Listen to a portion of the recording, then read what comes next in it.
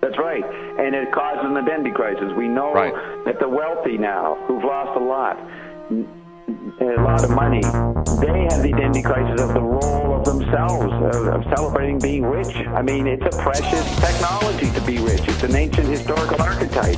That is threatened. What do I be? How can I be special?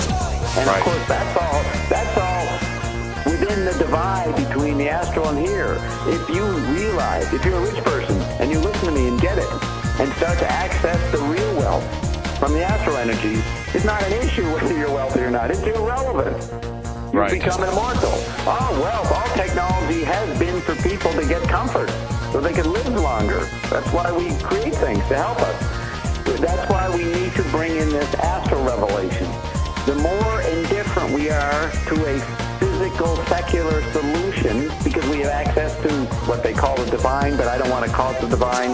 You don't want to say it's above us. It is right here. It's like breathing. It's like eating an apple. Let me ask you this quickly while this is on my mind.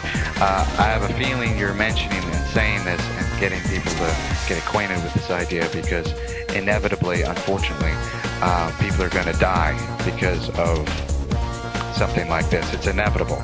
I mean, well, it's a historical momentum. We're in the middle of a car crasher, and we're going to hit the wall soon. Well, we did hit the wall. Now the reverberating echoes and ricochets and ripplings are surfacing. And if we can get this message out, if you are going to kill yourself, you can't take it. Your wife has left, your husband has left, everything has collapsed, and you kill yourself. I'm telling you, you will be shocked that you survived it, and you'll realize you didn't have to kill yourself. And then you'll realize, well, I couldn't kill myself. I was already dead, and being dead was not a problem. So wait a minute. So by you discussing this right moment, you're explaining that people's value, their value system, literally is going to transition whether they like it or not, and their fears and anxieties around this global crisis associated with survival and money and eating and whatnot. You're intervening. Yes. And I'm saying, enjoy the waiting. It's going to be a good ending. The more you allow the realization of what's already happened. So today, we're not talking about the chip effects on teenagers or the effects on the Obama image and all that secular technological talk. We're emphasizing the astral archive, the astral landscape, the astral body, because we need to work with that as we juggle the four bodies. I'm telling you, I'm emphasizing what we can do with the astral body, because as we develop that, then we are more able to handle the chaos that cold fusion will bring in. Yes, they can look at these people being, the crowds running off the cliff being drama queens. They're really trying to hype up the fact that they're going to die when there is no death.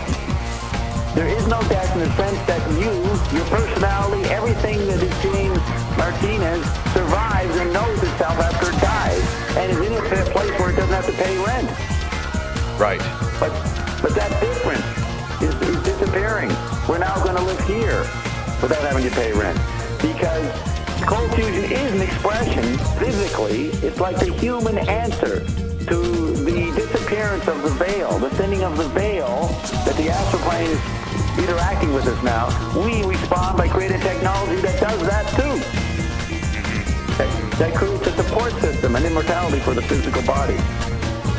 So this is a way of you telling people to hold on, stick around, have your head on straight, and prepare, yield to the situation, look at it from a different vantage point, and realize that we're going into something amazing.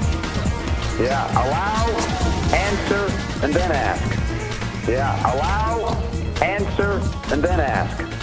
Yeah, allow, answer, and then ask. Yeah, allow, answer, and then ask. Yeah, allow, answer, and then ask.